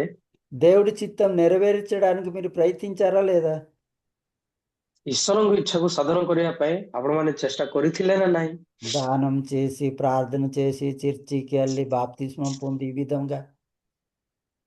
ଦାନ ଦେଇକି ଚର୍ଚ୍ଚକୁ ଯାଇକି ସେ ଜାଗାରେ ବାପ୍ତିସ୍ମ ଗ୍ରହଣ କରିକି ଏଇ ପ୍ରକାରେ, అవును కదండి? ଠିକ ନା ନାହିଁ? మీరు ప్రయత్నించారు దేవుని చిత్తం నెరవేర్చడానికి. ଆପଣମାନେ ଚେଷ୍ଟା କରିଥିଲେ ଈଶ୍ୱରଙ୍କ ଇଚ୍ଛାକୁ ସାଧନ କରିବା ପାଇଁ। కానీ ఎబ్రిలో 10:9 రాయబడి ఉంది. କିନ୍ତୁ ଏବ୍ରି ପୁସ୍ତକ 10 ପର୍ବର 9 ପଦରେ ଲେଖା ହେଇଛି, ఇదిగో మీ చిత్తం నెరవేర్చడానికి నేను వచ్చాను. ଅ ଦେଖ ତୁମର ଇଚ୍ଛା ସାଧନ କରିବାକୁ ମୁଁ ଆସିଅଛି। ఎవరు చెప్తూ ఉన్నారు ఈ మాట? କିଏ ପ୍ରଭୁରେ କହୁଛନ୍ତି ଏଇ ବାକ୍ୟ? యేసయ్య చెప్తూ ఉన్నారు. ଯୀଶୁ ଖ୍ରୀଷ୍ଟ କହୁଛନ୍ତି ଏଇ ବାକ୍ୟ। ఎవరి కోసం చేస్తున్నారు? କାହା ପାଇଁ ପ୍ରକୃତରେ କହୁଛନ୍ତି? నా కోసం అండి. ମୋ ନିମନ୍ତେ। నేను చేయలేకపోతున్నాను, అందుకే యేసయ్య చెప్తున్నారు ఇక్కడ. ମୁଁ ଯାହା କରିପାରୁନି ସେଥିପାଇଁ ଯୀଶୁ ଏ ଜାଗାରେ କହୁଛନ୍ତି। కానీ నా హృదయంలో ఎలాగుండేవాడిని, నేను చేయగలను. କିନ୍ତୁ ମୋ ହୃଦୟରେ କେମିତି ଥିଲା, ନାଇଁ ମୁଁ କରିପାରିବି। యేసయ్య అంటున్నారు మీ చిత్తం నెరవేర్చడానికి నేను వచ్చాను. କିନ୍ତୁ ଯୀଶୁ କହୁଛନ୍ତି ତୁମର ଇଚ୍ଛା ସାଧନ କରିବାକୁ ମୁଁ ଆସିଅଛି। ఈ విషయం నేను గ్రహించినట్లయితే యేసు మీకు కృతజ్ఞతలు, నేను చేయలేకపోయాను మీరు చేస్తున్నారు. ଯଦି ଏ ବିଷୟକୁ ମୁଁ ସ୍ପଷ୍ଟ ଭାବରେ ଗ୍ରହଣ କରିବି ତାହେଲେ ମୁଁ କହିପାରିବି ଯୋଉ ବିଷୟ ମୁଁ କରିପାରିଲିନି ଖ୍ରୀଷ୍ଟ ତମେ ତାହା କଲ, ସେଥିପାଇଁ ଧନ୍ୟବାଦ। మీ ఇంట్లో మీ అమ్మ నాన్న పని చేస్తుంటే మీకోసం మీరు ఎలాగుంటుంది ଘରେ మీ యొక్క హృదయం? ଘରେ ଯଦି ତମ ପାଇଁ ବାପା ମା ଯଦି କାମ କରୁଛନ୍ତି ସେତେବେଳେ ଆପଣମାନଙ୍କ ହୃଦୟ କେମିତି ଥିବ? ఏమైనా భయం ఉంటుందండి? ସେ ଜାଗାରେ କୌଣସି ଭୟ ଥିବ କି? సందేహం ఉంటుందా? ସନ୍ଦେହ ବି ଥିବ କି? చాలా విశ్వాసమే కలిగి ఉంటుంది. କିନ୍ତୁ ସେ ଜାଗାରେ କେବଳ ବିଶ୍ୱାସ ହିଁ ମିଶିକି ଥିବ। ఎక్కడైతే విశ్వాసం ఉంటుంది పరిపూర్ణమైన హృదయంతో స్థాపించబడుతుంది. ଯୋଉ ଜାଗାରେ ପ୍ରକୃତ ବିଶ୍ୱାସ ଥିବ ସେଥିରେ ସେ ଜାଗାରେ ପରିପୂର୍ଣ୍ଣ ହୃଦୟ ହିଁ ସ୍ଥାପନ ହେଇକି ରହିବ। ఇక్కడ యేసయ్య అంటున్నారు మీ చిత్తం నెరవేర్చడానికి నేను వచ్చాను. ଏ ଜାଗାରେ ଯୀଶୁ କହୁଛନ୍ତି ତୁମର ଇଚ୍ଛା ସାଧନ କରିବାକୁ ମୁଁ ଆସିଅଛି। నిజంగా ఇక్కడ యేసే నెరవేర్చారండి. ହଁ ସତରେ ଏ ଜାଗାରେ ଯୀଶୁ ହିଁ କେବଳ ସାଧନ କରିଛନ୍ତି। తండ్రి నా కోసం చేసి నేను చేశాను అంటానా? ପିତା ମୋ ପାଇଁ ଯାହା କରିଛନ୍ତି ତାହା ମୁଁ କରିଛି ବୋଲି କହିପାରିବି କି? మా నాన్న చేశాడు ఇది. ଏଇଟା ମୋ ବାପା କରିଛନ୍ତି। తెలుసా మీకు? ଆପଣମାନେ ଜାଣିଛନ୍ତି କି? ఇలాగంటామా లేదా? ଏ ପ୍ରକାର କହିବା ନା ନାହିଁ? కానీ విశ్వాసం విషయం చూసినట్లయితే తండ్రి చిత్తం నెరవేర్చేవాడు యేసు గాని నేను ప్రయత్నించాను. କିନ୍ତୁ ବିଶ୍ୱାସ ବିଷୟକୁ ଯେତେବେଳେ ଆମେ ଦେଖିବା, ଯାହା ବି ଯୀଶୁ ଖ୍ରୀଷ୍ଟ ଈଶ୍ୱରଙ୍କ ଇଚ୍ଛାକୁ ସାଧନ କଲେ, କିନ୍ତୁ ମୁଁ ବି ତା ଚେଷ୍ଟା କରିବା ଦରକାର ଏମିତି କହୁଛୁ। ఇది చాలా ఎర్రతనం కదండి. ଏଇଟା ହିଁ ପ୍ରକୃତ ମୂର୍ଖତା ନା? కానీ యేసు ఏటన్నారు తెలుసండి? କିନ୍ତୁ ଯୀଶୁ କଣ କହିଲେ ଜାଣିଛନ୍ତି କି? ఇదిగో సమాప్తమైనవి. ଏଇ ଦେଖ ସମାପ୍ତ ହେଲା। అవును, మీ ప్రయత్నం సమాప్తమైనది. ହଁ, ତୁମମାନଙ୍କ ଚେଷ୍ଟା ପ୍ରକୃତିରେ ସମାପ୍ତ ହେଲା। మీ ఒక సందేహం సమాప్తమైనది. ତମମାନଙ୍କର ଯାହା ସନ୍ଦେହ ଅଛି ତାହା ମଧ୍ୟ ସମାପ୍ତ ହେଲା। మీ బలహీనత సమాప్తమైనది. ତମର ବଳହୀନ ପ୍ରକୃତିରେ ସମାପ୍ତ ହେଇଛି। మీ అవసరత సమాప్తమైనది. ତୁମମାନଙ୍କର ଆବଶ୍ୟକତା ମଧ୍ୟ ସମାପ୍ତ ହେଇଛି। మీలో ఉన్న అవిశ్వాసం కూడా సమాప్తమైనది. ଆପଣଙ୍କ ପାଖରେ ଥିବା ଅବିଶ୍ୱାସ ମଧ୍ୟ ସମାପ୍ତ ହୋଇଗଲା। మర్చిపోలేను అని కూడా హృదయం మీద ఉంది, అది కూడా సమాప్తమైనది. ମୁଁ ଭୁଲି ପାରିବିନି ବୋଲି ଯୋଉ ହୃଦୟ ବି ଅଛି ତାହା ମଧ୍ୟ ଶେଷ ହେଇଗଲା। నా ద్వారా కలుగుతుంది అనే విషయం కూడా సమాప్తమైనది. ମୋ ଦ୍ୱାରା ହବ ସେ ହୃଦୟ ମଧ୍ୟ ସମାପ୍ତ ହେଇଛି। నా ద్వారా కలుగదు అనే హృదయం కూడా సమాప్తమైనది. ମୋ ଦ୍ୱାରା ହବନି ଯୋଉ ହୃଦୟ ମଧ୍ୟ ତାହା ମଧ୍ୟ ସମାପ୍ତ ହେଇଗଲା। చూస్తున్నావా? ଦେଖୁଛ କି? ఇక్కడే ఉన్నారు మీరు. ଏଇଠି ହିଁ ଅଛନ୍ତି ନା ଆପଣମାନେ? దేవుడు అంటున్నారు, సదాకాలం పరిపూర్ణము చేశాను. ପରମେଶ୍ୱର କହୁଛନ୍ତି ସଦାକାଳ ସିଦ୍ଧ କରିଛି, ସମ୍ପୂର୍ଣ୍ଣ କରିଛି, ସିଦ୍ଧ ఆమేన్. କରିଛି। ଆମେନ୍। నేను ఒక విషయం అడగాలనుకుంటున్నా. କେବଳ ଗୋଟେ ବିଷୟ ପଚାରିବା ପାଇଁ ଚାହୁଁଛି। ఎవరైనా వీడియో ఆన్ చేస్తారా? మీకు కూడా అడగాలనుకుంటున్నా. ଆପଣମାନେ କେହି ମଧ୍ୟ ଭିଡିଓକୁ ଅନ୍ କରିବେ କି? ଆପଣଙ୍କୁ ମଧ୍ୟ ପଚାରିବା ପାଇଁ ଚାହୁଁଛି। మీరు ఆఫ్ చేసిన మిమ్మల్ని అడుగుతున్నా. ଯୋଉମାନେ ଅଫ୍ କରୁଛନ୍ତି ସେମାନଙ୍କୁ ହିଁ ମୁଁ ପଚାରୁଛି। యేసయ్య ఏ టైం మీకు సొంతం చేసుకున్నారు? ଯୀଶୁଖ୍ରୀଷ୍ଟ କୋଉ ସମୟରେ ସେ ଆପଣ ନିଜର କରିଅଛନ୍ତି? ఏ సమయంలో చేర్చుకున్నారు? କୋଉ ସମୟରେ ପ୍ରକୃତିରେ ନିଜର କରିଛନ୍ତି ନା గ్రహణ କରୁଛନ୍ତି? ଗ୍ରହଣ କରିଛନ୍ତି? చెప్పగలరా? କହିପାରିବେ କି? ఈ విషయం ఎవరైతే తెలుస్తుంది? ଏ ବିଷୟ କିଏ ପ୍ରକୃତିରେ ଜାଣିବ? మృతి పొందిన నేను గ్రహించగలరు. ମୃତ୍ୟୁ ହେଇଥିବା ମୁଁ ବୋଲି ଗ୍ରହଣ କରିପାରିବେ, ଗ୍రహించగలరు, ఆవిష్କାର କରିବେ. ସରି ଆବିଷ୍କାର କରିବେ।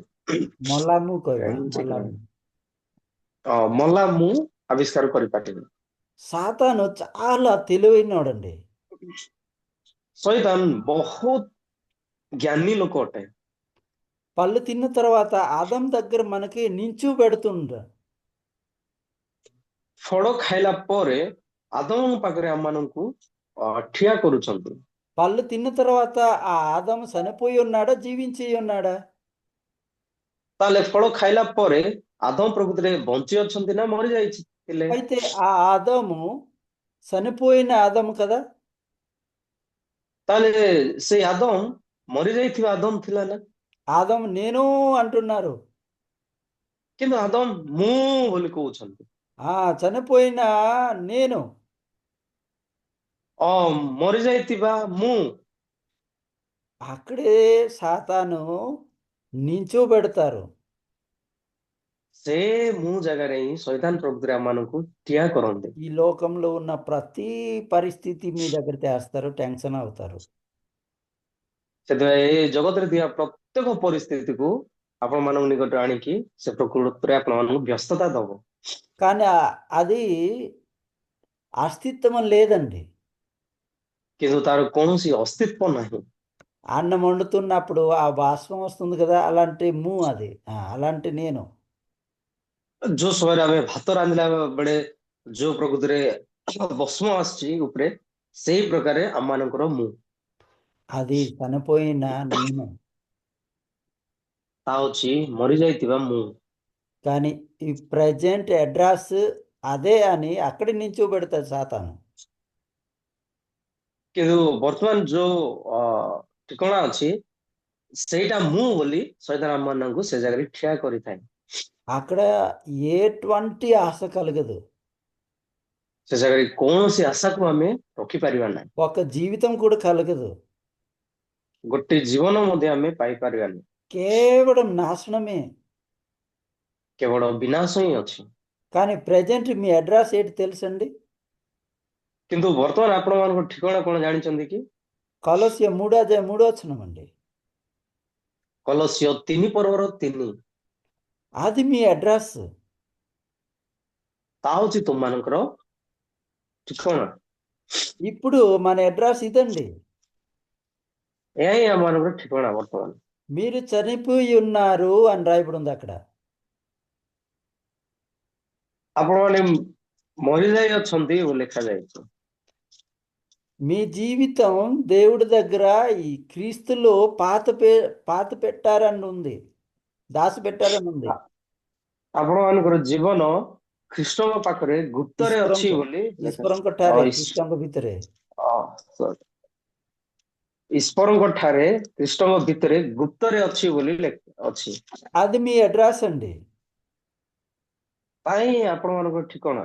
ఈ వాక్యం మీరు నమ్మి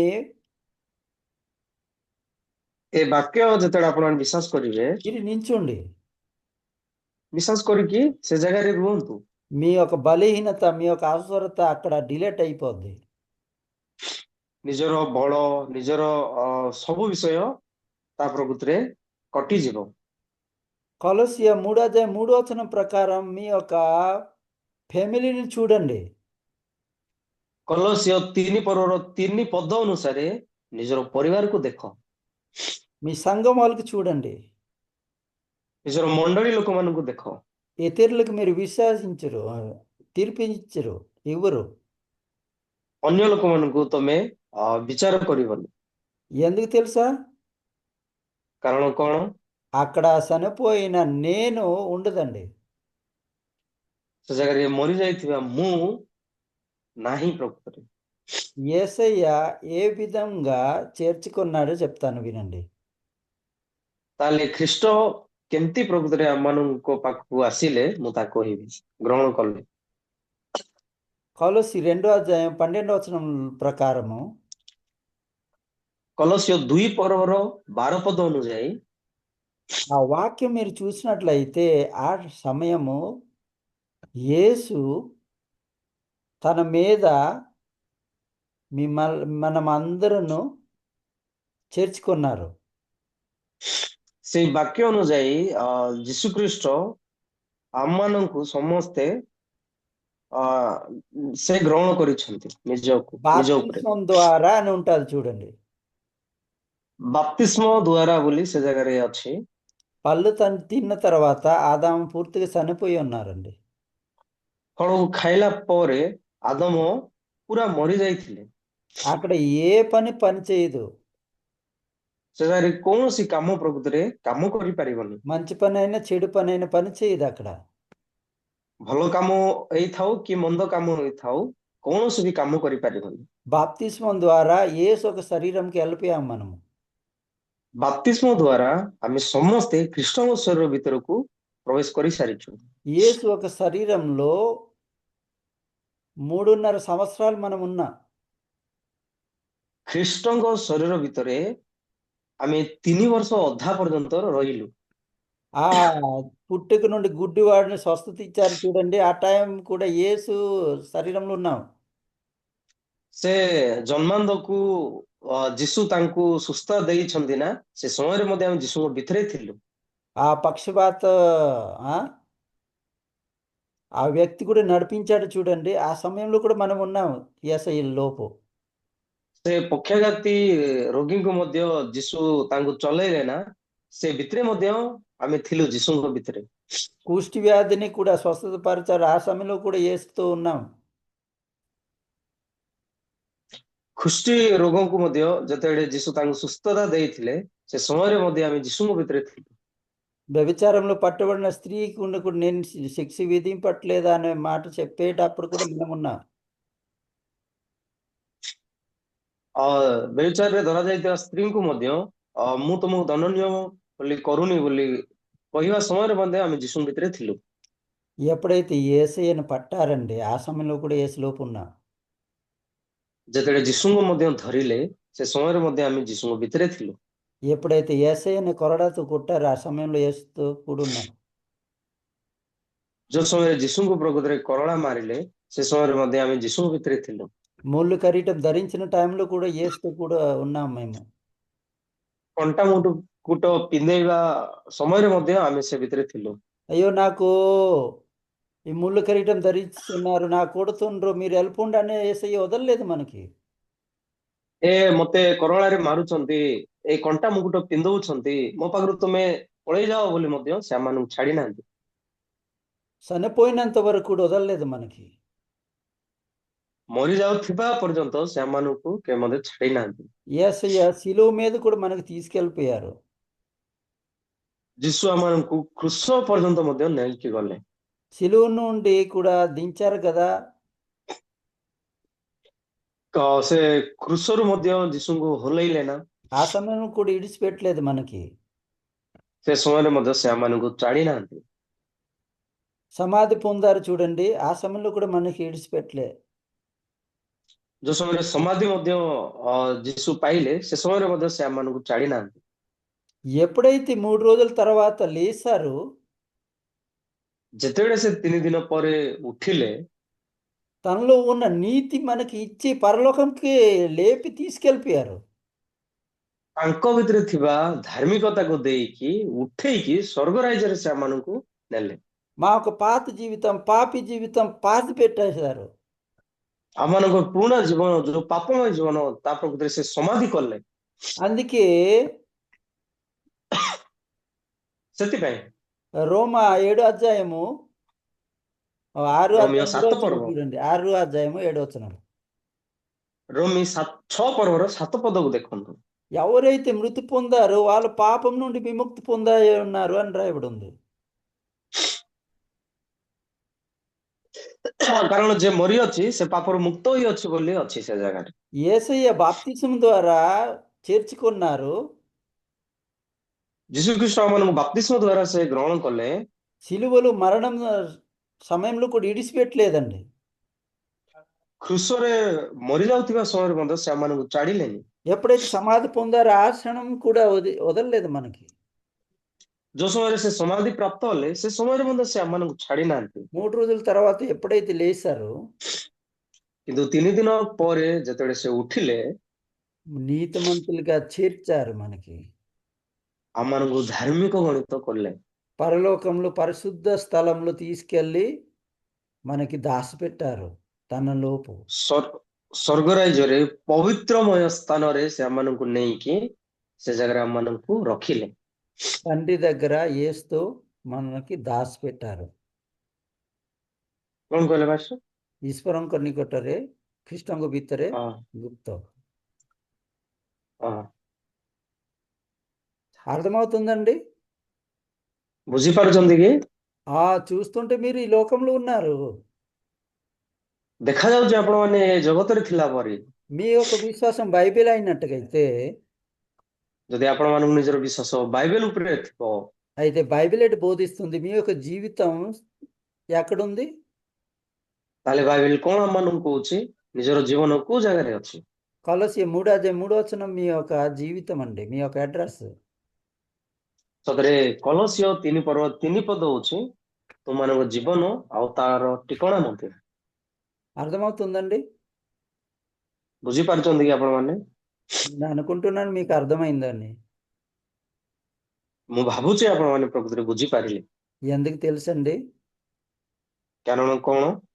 ఇప్పుడు చనిపోయిన నేను ఆ స్థలంలో సాతాను మీకు నించోబెడతారు.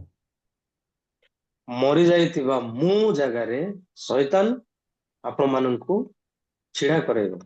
అప్పుడు ఈ లోకం లేకుండా నేను జీవించలేను అనే విశ్వాసం కలుగుతుంది.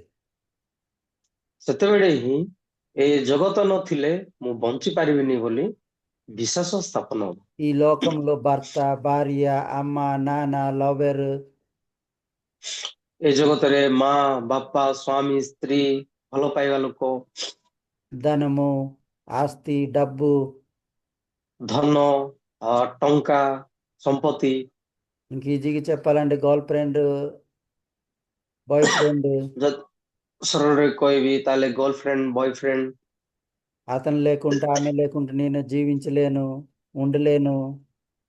ସେ ନଥାଇକି ମୁଁ ପ୍ରକୃତିରେ ବଞ୍ଚି ପାରିବିନି, ରହିପାରିବିନି।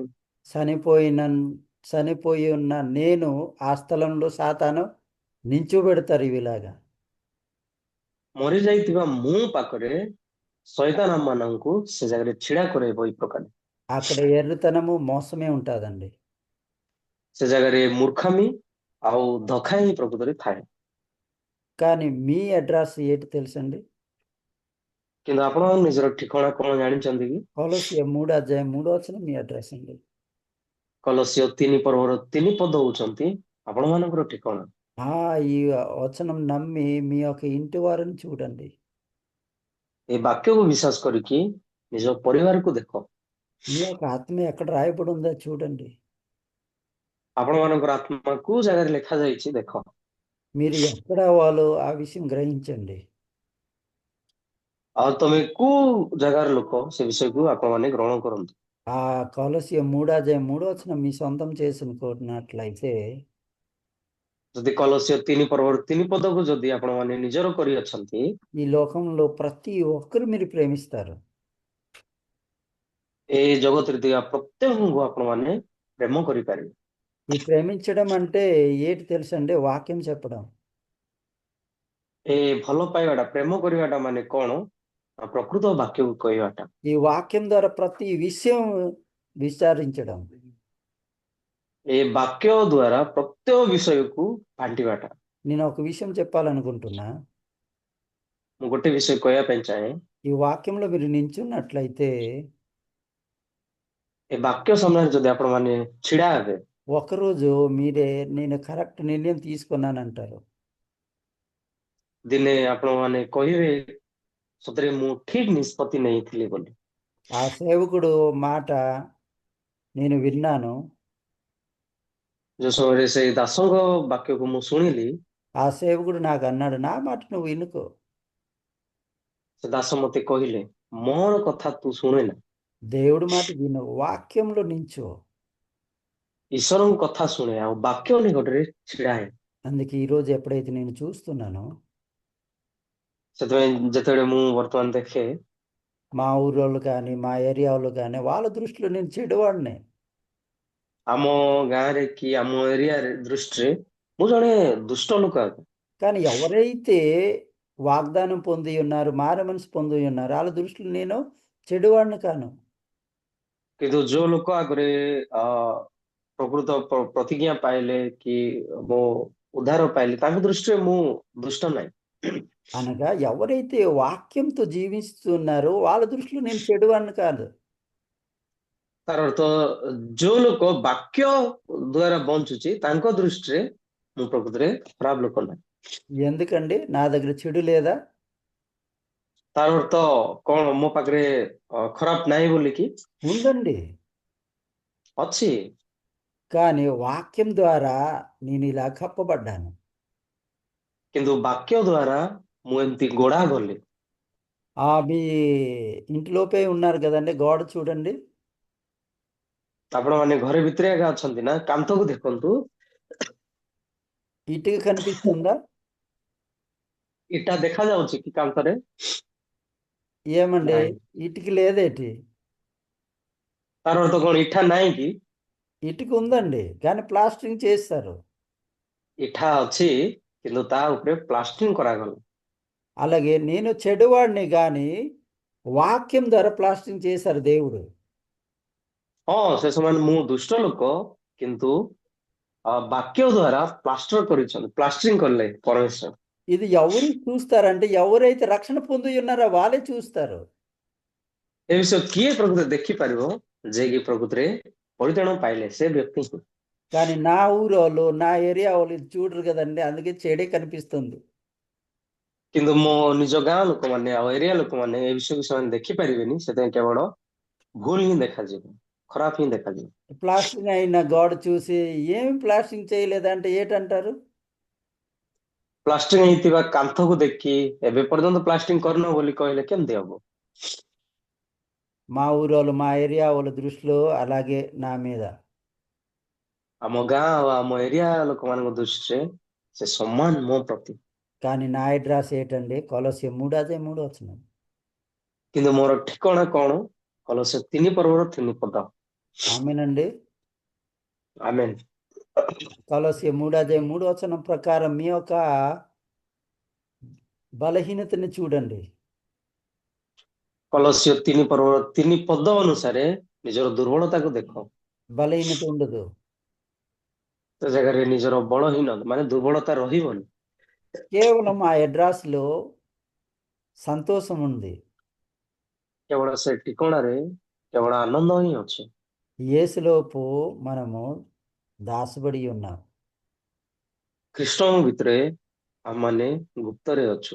యేసు ఎక్కడున్నారు? ଖ୍ରୀଷ୍ଟ କୋଉ ଜାଗାରେ ଅଛନ୍ତି? తండ్రి సన్నిధిలో ఉన్నారు. ପିତାଙ୍କ ନିକଟରେ ଅଛନ୍ତି। అందుకే మీరు కొలస్సీ 3:3 నా అడ్రస్ అని మీరు గ్రహించినట్లయితే ସେଥିପାଇଁ ଆପଣମାନେ କଲସ୍ୟ 3:3 ଏହା ହିଁ ମୋର ନିଜର ପ୍ରକୃତ ଠିକଣା ବୋଲି ଯୋଉ ସମୟରେ ଗ୍ରହଣ କରିବେ, ఏమండి మీకు పరిస్థితులు ఉన్నాయా? ଆପଣଙ୍କ ପାଖରେ ପରିସ୍ଥିତି ଥାଉ, అప్పు బాధ ఉందా? ଅପବାଦୀ ଅଛନ୍ତି କି, అప్పు అప్పు ବାକି ଅଛନ୍ତି କି, అనారోగ్యంతో ఉన్నారా? ସେ ଜାଗାରେ ଅସୁସ୍ଥରେ ଅଛନ୍ତି କି, అవసరం విషయంలో నిండిగి ఉన్నారా? ଆବଶ୍ୟକତା ବିଷୟରେ ଆପଣମାନେ ଅଛନ୍ତି କି? ఆ సమయంలో మీరు కొలస్సీ 3:3 మీ సొంతం చేసుకోండి. ସେତେବେଳକୁ ଆପଣମାନେ କଲସ୍ୟ 3:3 ନିଜର କରନ୍ତୁ। మీ ఇంట్లో మీ భర్త ఉంటే మీకు ఏమైనా అవసరమా? ଆପଣଙ୍କ ପାଖରେ ଯଦି ନିଜର ସ୍ୱାମୀ ଅଛନ୍ତି ଘରେ, ତାହେଲେ ଆପଣମାନଙ୍କୁ କଣ ଅସୁବିଧା କି? మీ ఇంట్లో మీ అమ్మ ఉంటే మీకు ఏమైనా అవసరమా?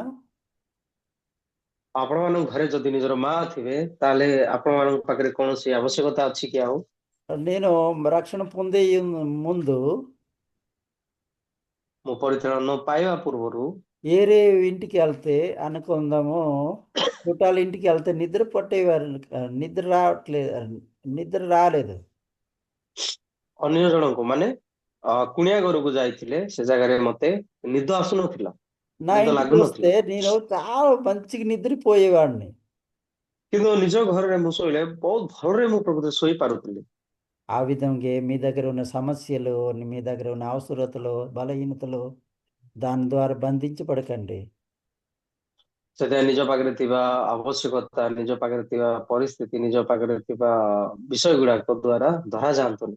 అది చనిపోయిన నేను ఆ దగ్గర ఆ స్థలంలో ఉందండి. ତାହା ଅଛି ମୁଁ ମରିଯାଇଥିବା ମୁଁ ସେ ସ୍ଥାନରେ ସେ ସବୁ ଗୁଡାକ ଅଛି। కానీ మీరు ఎక్కడున్నారు? କିନ୍ତୁ ଆପଣମାନେ କୋଉ ଜାଗାରେ ଅଛନ୍ତି? దేవుడి దగ్గర క్రీస్తులో దాసబడి ఉన్నారండి. ଖ୍ରୀଷ୍ଟଙ୍କ ଭିତରେ ଈଶ୍ୱରଙ୍କ ପାଖରେ ଗୁପ୍ତ ହେଇକି ଅଛ। ఒకసారి చదవండి ఉడియాలు. ଆପଣମାନେ ଓଡିଆରେ ପଢନ୍ତୁ ଥରେ, ପଢୁଛି କଲୋସ୍ୟ 3:3। କାରଣ ତୁମମାନେ ମରିଅଛ ଆଉ ତୁମମାନଙ୍କର ଜୀବନ ଈଶ୍ୱରଙ୍କ ଠାରେ ଖ୍ରୀଷ୍ଟଙ୍କ ସହିତ ଗୁପ୍ତରେ ଅଛି। విన్నారండి? ଶୁଣିଲେ କି ଆପଣମାନେ? మీ జీవితం ఎక్కడుందని ఉంది? ତୁମମାନଙ୍କ ଜୀବନ କୋଉ ଜାଗାରେ ଅଛି ବୋଲି ଅଛି? యేసులో దాసబడి ఉంది. କୃଷ୍ଣଙ୍କ ସହିତ ଗୁପ୍ତରେ ଅଛି ବୋଲି। కానీ ఆ అమ్మాయి నా ప్రాణము, నా జీవము అంటాం.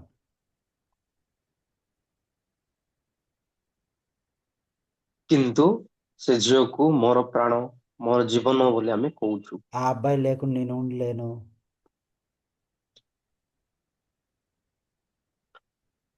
ସେ ପୁଅ ବିନା ମୁଁ ରହିପାରିବିନି। ఓ ఆల్రెడీ లేకుండా నేను ఉండలే, డబ్బు లేకుండా నేను ఉండలేను.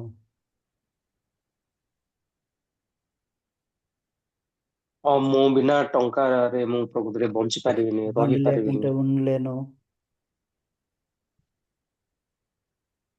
బండి లేకుంటే ఉండలేను. ଗାଡି ବିନା ମୁଁ ରହିପାରିବିନି। ఇలాగా చనిపోయిన ଗାଡି ବିନା ମୁଁ నిర్జనపు ରହିପାରିବିନି। స్థలంలో దేవుడు సాతాను మనకి నించోబెడుతుండు. ମରିଯାଇଥିବା ମୁଁ ଜାଗାରେ ଶୈତାନ ଆମମାନଙ୍କୁ ଠିଆ କରୁଛି। కానీ ఆ సేవకుడు ద్వారా నా నిజమైన అడ్రస్ నేను బైబిల్ ప్రకారం గ్రహించగలను, పొంది ఉన్నాను.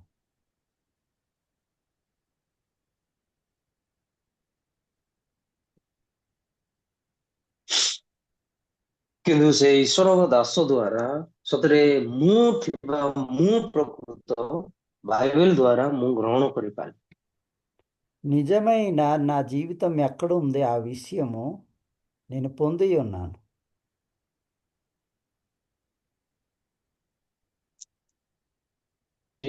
ସେ ବିଷୟକୁ ମୁଁ ପାଇଲି। కొలస్య 3:3 ప్రెజెంట్ అడ్రస్ అండి. କଲସିୟ 3:3 ହଉଛି ବର୍ତ୍ତମାନ ଆମ ମାନଙ୍କର ଠିକଣା। మన అందరికి కూడా సమానమే. ଆମମାନେ ପ୍ରତ୍ୟେକ ମଧ୍ୟ ସମାନ ଅଟେ। ఈ వాక్యం మీ సొంతం చేసుకోండి, మీ పరిస్థితులు అన్నీ మారిపోతాయి. ଏ ବାକ୍ୟକୁ ତମେ ନିଜର କରନ୍ତୁ, ଆପଣମାନଙ୍କ ସବୁ ପରିସ୍ଥିତି ବଦଳିଯିବ। ఒక వాక్యం చూసి ముగిద్దామండి. ଗୋଟେ ବାକ୍ୟ ଦେଖିକି ଆମେ ସମାପ୍ତ କରିବା। కీర్తనలో 34:7 ଗୀତ ସଂହିତା 34 ପର୍ବର 7 ପଦ। చదువుండి ఉడియాలు.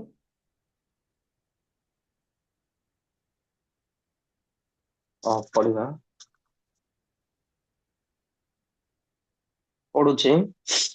ଯେଉଁମାନେ ସଦାପ୍ରଭୁଙ୍କୁ ଭୟ କରନ୍ତି, ତାଙ୍କର ଦୂତ ସେମାନଙ୍କ ଚାରିଆଡେ ଚାଉଣି କରି ସେମାନଙ୍କୁ ଉଦ୍ଧାର କରନ୍ତି।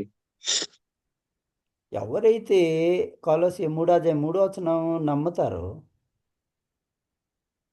ଯେଉଁ ଲୋକ କଲସ୍ୟ 3 ପର୍ବର 3 ପଦକୁ ବିଶ୍ୱାସ କରିବ, అతని చుట్టూరు దేవదూతలు కాపాడుతున్నారండి. ତାଙ୍କ ଚାରିଆଡେ ଈଶ୍ୱରଙ୍କର ଦୂତ ପ୍ରକୃତରେ ଉଦ୍ଧାର କରୁଛନ୍ତି। అయితే ఏమైనా ప్రాబ్లం ఉంది ఇప్పుడు మీకు? ତାହେଲେ କୌଣସି ପ୍ରୋବ୍ଲେମ ଅଛି କି ଆପଣଙ୍କର? వాక్యం చూడండి, సమాధానం ఇవ్వండి. ବାକ୍ୟକୁ ଦେଖିକି ଉତ୍ତର ଦିଅନ୍ତୁ। మీ చుట్టూరు ఎవరున్నారో? దేవదూతలు ఉన్నారండి. ଆପଣମାନଙ୍କର ଚାରିଆଡେ କିଏ ଅଛନ୍ତି? ପ୍ରକୃତରେ ଈଶ୍ୱରଙ୍କର ଦୂତ। మీ హృదయంలో వాక్యం ఉందండి. ଆପଣଙ୍କ ହୃଦୟରେ ବାକ୍ୟ ଅଛି। మీ యొక్క అడ్రస్ పరలోకం అండి. ଆପଣମାନଙ୍କ ଠିକଣା ଅଛି ସ୍ୱର୍ଗରାଜ୍ୟ। అందుకే మీరు ఏదైతే చూస్తున్నారో ఆ విషయం నమ్మకండి, వాక్యమే నమ్మండి. ସେଥିପାଇଁ ଆପଣ ଯାହା ଦେଖୁଛନ୍ତି ସେ ବିଷୟକୁ ବିଶ୍ୱାସ କରନି, କିନ୍ତୁ ବାକ୍ୟକୁ ହିଁ କେବଳ ବିଶ୍ୱାସ କରନ୍ତୁ। నేను విశ్వసిస్తున్నాను, ఈరోజు మీ హృదయంలో దేవుడు మూల్యమైన విశ్వాసం ఇచ్చారండి. ମୁଁ ବିଶ୍ୱାସ କରୁଅଛି ପରମେଶ୍ୱର ଆଜି ଆପଣମାନଙ୍କ ହୃଦୟରେ ମୂଲ୍ୟବାନ ବିଶ୍ୱାସକୁ ଦେଇଛନ୍ତି ବୋଲି। ఈరోజు ఎవరైతే రక్షణ పొంది ఉన్నారో వాళ్ళ కోసం ఏ సమయంలో యేసు చేర్చుకున్నారు సొంతంగా, ఆ విషయము మీ హృదయంలో కలిగిందని నమ్ముతున్నాను. ଯେଉଁ ଲୋକମାନେ ଆଜି ପରିତ୍ରାଣକୁ ପାଇ ଅଛନ୍ତି, କୋଉ ପ୍ରକାର ପ୍ରକୃତ ଈଶ୍ୱର ନିଜ ପାଖକୁ ଯୀଶୁଖ୍ରୀଷ୍ଟ ଗ୍ରହଣ କରିଛନ୍ତି, ସେ ବିଷୟକୁ ନିଜ ହୃଦୟରେ ସ୍ପଷ୍ଟତା ପାଇ ଅଛନ୍ତି ବୋଲି ମୁଁ ବିଶ୍ୱାସ କରୁଛି।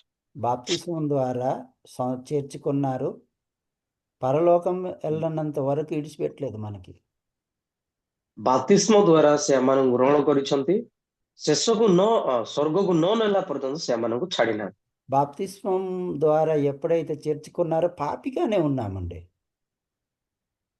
ବାପ୍ତିସ୍ମ ଦ୍ୱାରା ଯେତେବେଳେ ସେ ଆମମାନଙ୍କୁ ଗ୍ରହଣ କଲେ, ସେତିକି ପର୍ଯ୍ୟନ୍ତ ଆମେ ପାପୀ ହେଇକି ଥିଲୁ। ఎప్పుడైతే 3 రోజుల తర్వాత లేచారో మనం పాపిగా మరి ఉంచలేదు కానీ నీతిమంతులుగా తీర్చి పరలోకంకి తీసుకెళ్ళి అక్కడ కూర్చుండి କିନ୍ତୁ ଯେତେବେଳେ ସେ 3 ଦିନ ପରେ ଉଠିଲେ ସେମାନଙ୍କୁ ପାପୀ ହେଇକି ଉଠେଇ ନାହାନ୍ତି ବର ଧାର୍ମିକ କରିକି ଉଠେଇକି ସେ ସ୍ୱର୍ଗ ରାଜ୍ୟରେ ସେ ଯୋଉ ଜାଗାରେ ଅଛନ୍ତି ସେ ଜାଗାରେ ଆମମାନଙ୍କୁ ରଖିଲେ ସେ। ఆమెన్. ଆମେ ఈ సువార్త ₹1,00,00,000 రేపు పంపించండి నాకు. ଏଇ ସୁସମାଚାର ₹1,00,00,000 ତାର ଦାମ କାଲିକି ପଠାନ୍ତୁ ମୋ ପାଖକୁ। ఆమెన్. జోకు చేశాను. ଆମେ ମୁଁ ଜଷ୍ଟ ଥଟ୍ଟା କଲି। రండి ప్రార్థన చేసుకుందాం. ଆସନ୍ତୁ ପ୍ରାର୍ଥନା କରିବା। ఈ సమయం బట్టి వందనాలు ప్రభువా. ଏଇ ସମୟକୁ ନେଇକି ଧନ୍ୟବାଦ ପରମେଶ୍ୱର। నిజమైన మా ఒక అడ్రస్ పరలోకం కానీ సాతాను మోసం చేస్తుంది. ସତରେ ଆମମାନଙ୍କ ଠିକଣା ଅଛି ସ୍ୱର୍ଗ ରାଜ୍ୟ କିନ୍ତୁ ଶୈତାନ ଆମମାନଙ୍କୁ ଠକୁଛି। చనిపోయిన నేను ఆ స్థలంలో నించోబెట్టి ప్రతి పరిస్థితిని చూపించుకొని భయం పుట్టిస్తుంది. ମରିଯାଇଥିବା ମୁଁ ସେ ଜାଗାରେ ଛିଡା କରେଇକି ପ୍ରତ୍ୟେକ ପରିସ୍ଥିତିକୁ ଦେଖେଇକି ସେ ମତେ ଡରକୁ ଉତ୍ପନ୍ନ କରଉଛି। అక్కడ సందేహం మృత్యు ఇంకేటి ఉండదు. ସେ ଜାଗାରେ ସନ୍ଦେହ ଆଉ ମୃତ୍ୟୁ ଛଡା ଅନ୍ୟ କୌଣସି ବିଷୟ ନାହିଁ। ఈ విషయం ఈరోజు గ్రహించడానికి సాయం చేశారు, అందుకే మీకు కృతజ్ఞతలు చెల్లిస్తున్నా. ସତରେ ଏଇ ବିଷୟକୁ ତୁମେ ଗ୍ରହଣ କରିବା ପାଇଁ ମତେ ସାହାଯ୍ୟ କରିଥିବାରୁ ମୁଁ ତୁମକୁ కృతజ్ఞత జଣାଏ। జూమ్లో ఉంటున్న ప్రతి ఒక్కరికి మీరు ఆశీర్వాదం ఇచ్చారు, ఈ విశ్వాసాన్ని కలిగించారని నమ్ముతున్నా. ଜୁମ୍ ରେ ଥିବା ପ୍ରତ୍ୟେକଙ୍କୁ ତୁମେ ଆଶୀର୍ବାଦ କରିକି ଏ ବିଶ୍ୱାସକୁ ଉତ୍ପନ୍ନ କରେଇଛ ବୋଲି ମୁଁ ଆଶା କରୁଛି। జూమ్లో ఉంటున్న ప్రతి ఒక్కరు వాళ్ళు ఒక ఇంటోళ్ళు కానీ ఊరోళ్ళు కానీ ఎవరైతే జ్వరాలతో ఉన్నారో ప్రభు వెళ్ళండి, ముట్టండి, స్వస్థతనివ్వండి. ଜୁମ୍ ରେ ଶୁଣିଥିବା ପ୍ରତ୍ୟେକ ଲୋକ ତାଙ୍କ ଘରେ ହଉ ତାଙ୍କ ଗାଁରେ ହଉ ଯୋଉ ଲୋକ ଜ୍ୱରରେ ଅଛନ୍ତି ତୁମେ ଏବେ ଯାଇକି ତାଙ୍କୁ ସ୍ପର୍ଶ କରିକି ସୁସ୍ଥତାକୁ ଦିଅ। ఈ నిజమైన సువార్త ప్రతి ఒక్కరి హృదయంలో మీరు స్థాపించండి. ଏଇ ସତ୍ୟ ସୁସମାଚାରକୁ ପ୍ରତ୍ୟେକଙ୍କ ହୃଦୟରେ ତୁମେ ସ୍ଥାପନ କର। ఈ సంవత్సరం వాగ్దానం బట్టి మీకు కృతజ్ఞతలు చెల్లిస్తున్నా. ଏଇ ବର୍ଷର ପ୍ରତିଜ୍ଞାକୁ ନେଇକି ମଧ୍ୟ ତୁମକୁ ଧନ୍ୟବାଦ ଦଉଛୁ। ఈ వాగ్దానం ద్వారా నడిపిస్తున్నారు, అందుకే మీకు కృతజ్ఞతలు చెల్లిస్తున్నా. ଏଇ ପ୍ରତିଜ୍ଞା ଦ୍ୱାରା ତୁମେ ଆମମାନଙ୍କୁ କଡେଇକି ନଉଛ ସେଥିପାଇଁ ଧନ୍ୟବାଦ ଦଉଛୁ। కృపనివ్వండి సంఘాలలో లోబడి జీవించడానికి. ଅନୁଗ୍ରହ କରନ୍ତୁ ମଣ୍ଡଳୀ ନିକଟରେ ଆମେ ବଞ୍ଚିବା ପାଇଁ। ఈ సమయంలో ప్రార్థన వింటున్నారు, మీకు కృతజ్ఞతలు చెల్లిస్తూ యేసు నామములో అడుగుతున్నాను తండ్రి. ଏଇ ପ୍ରାର୍ଥନା ଶୁଣିଅଛ ବୋଲି ଧନ୍ୟବାଦ ଦେଇ ଆଜିର ଯୀଶୁଙ୍କ ନାମରେ ପ୍ରାର୍ଥନା କରୁଛୁ ପରମେଶ୍ୱର। ఆమేన్. ଆମେନ୍। కృతజ్ఞతలండి. ଧନ୍ୟବାଦ ସମସ୍ତଙ୍କୁ। ଧନ୍ୟବାଦ ପାଷ୍ଟର।